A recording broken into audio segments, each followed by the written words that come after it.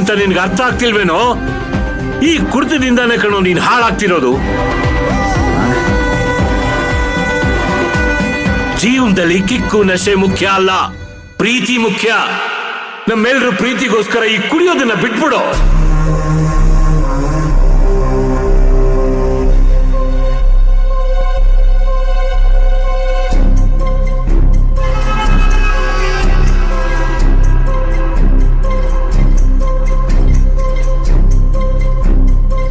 ನಿನ್ ಜೊತೆ ಬಾಳ್ಬೇಕಾಗಿರೋ ಮಯೂರಿ ಬಗ್ಗೆ ಯೋಚನೆ ಮಾಡು.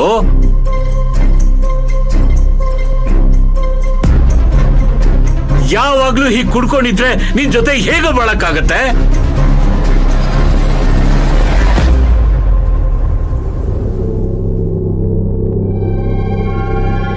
ನನ್ ಕಣ್ ಮುಂದೆ ಇಂಥ ತಪ್ಪು ನಡೆಯೋದಕ್ಕೆ ನಾನು ಬಿಡೋದಿಲ್ಲ. ನಿನಗ್ ಬೇಕಾಗಿರೋದು ಈ ವಿಷ ಅಲ್ಲ, ಬದುಕಿಸ್ಬೇಕಾಗಿರೋ ಅಮೃತ.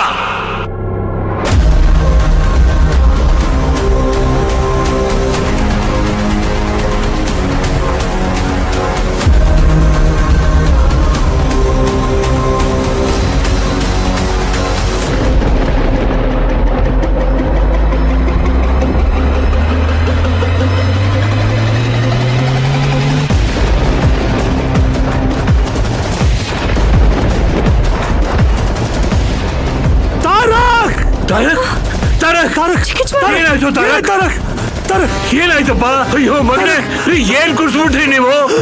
ಏನು ಮಾಡಿಲ್ಲ ಬಾವ, ಏನು ಮಾಡಿಲ್ಲ. ತಾರಕ್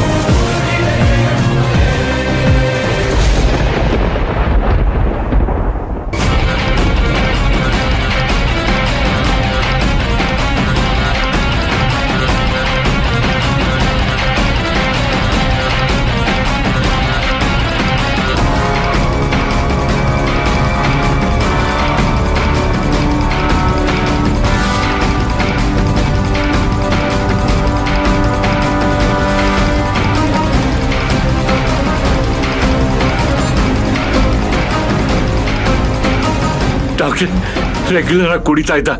ಇವತ್ತು ಕುಡಿಬೇಕಾದ್ರೆ ಫಿಟ್ಸ್ ಬಂದ ಒಂಥರ ಆಗಿ ಪ್ರಜ್ಞೆ ತಪ್ಪಿದ್ಬಿಟ್ಟ ಡಾಕ್ಟ್ರೆ. ಬಾಯಲ್ಲಿ ನೊರೆ ಬರ್ತಾ ಇತ್ತು, ಏನು ಅಂತ ಗೊತ್ತಾಗ್ತಿಲ್ಲ ಡಾಕ್ಟ್ರೆ. ಬೇಗ ಬೇಗ ICU ಕರ್ಕೊಂಡೋಗಿ ಇವ್ರನ್ನ.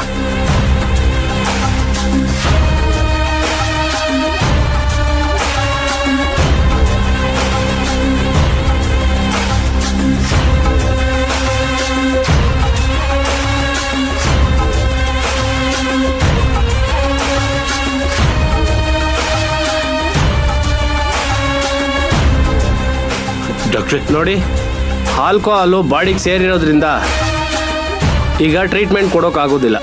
ನಾವು ಟ್ರೀಟ್ಮೆಂಟ್ ಕೊಟ್ಟರು ಬಾಡಿ ಅದಕ್ಕೆ ಸ್ಪಂದಿಸೋದಿಲ್ಲ.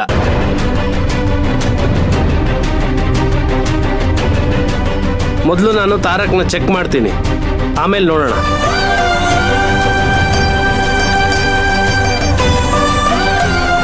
ಟ್ರೀಟ್ಮೆಂಟ್ ನಡೀತಿದೆ, ಹೇಳ್ತೀನಿ.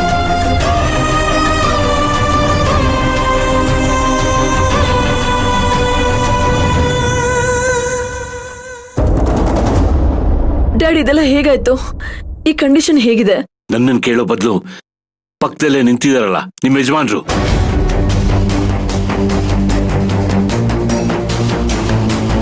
ಅವ್ರನ್ನ ಕೇಳು. ತಾರಕ್ ಈ ಪರಿಸ್ಥಿತಿ ಬರೋದಕ್ಕೆ ಅವರೇ ಕಾರಣ.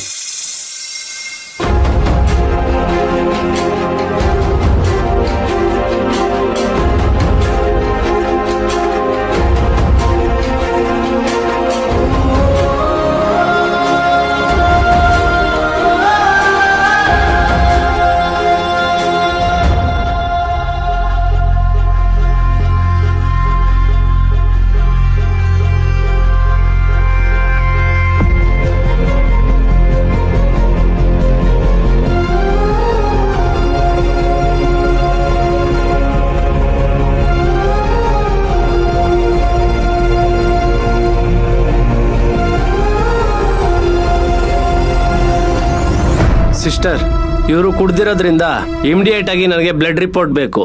ಇವ್ರ ಬ್ಲಡ್ ನ ಟೆಸ್ಟ್ ಕಳಿಸಿ. ರಿಪೋರ್ಟ್ ಬಂದ ತಕ್ಷಣ ನಂಗೆ ತೋರಿಸಿ. Okay sir. ಆಯ್ತಾ? ಓಕೆ.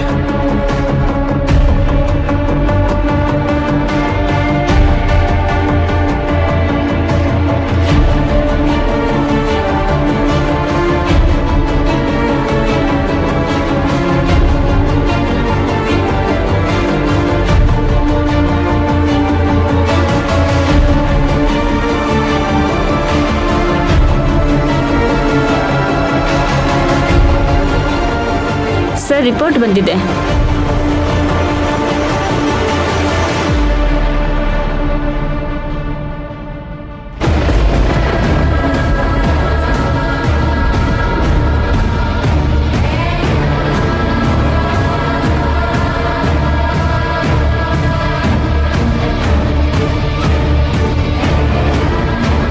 ಎಲ್ಲಿ ನನ್ನ ಮಗನ್ಗೆ ಏನಾಗಿದೆ? ಅವನ್ನ ನೋಡ್ಬೇಕು. ಬಿಡಿ ಚಂದ್ರು. ರಾಜೇಶ್ವರಿ, ತಾರಕ್ ಒಳಗಡೆ ಇದ್ದಾನೆ. ಅವನಿಗಿನ್ನೂ ಪ್ರಜ್ಞೆ ಬಂದಿಲ್ಲ. ಡಾಕ್ಟರ್ ಚೆಕ್ ಮಾಡ್ತಿದ್ದಾರೆ. ಇದೆಲ್ಲ ಹೇಗಾಯ್ತು ಚಂದ್ರು? ಅವನಿಗೆ ಬಾಯಲ್ಲಿ ನೊರೆ ಬಂದು ಪ್ರಜ್ಞೆ ತಪ್ಪಿದೆ ಅಂತ ಹೇಳ್ದಾಗಿದ್ದ ನನಗೆ ತಡ್ಕೊಳಕ್ ಆಗ್ತಾ ಇಲ್ಲ.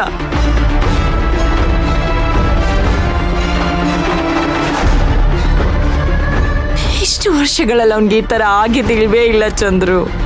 ಹೀಗಾಗೋದಕ್ಕೆ ಹೇಗೆ ಸಾಧ್ಯ ಚಂದ್ರು? ನನಗೂ ಗೊತ್ತಿಲ್ಲ ರಾಜೇಶ್ವರಿ, ಅದನ್ನ ಡಾಕ್ಟರ್ ಹೇಳಬೇಕು.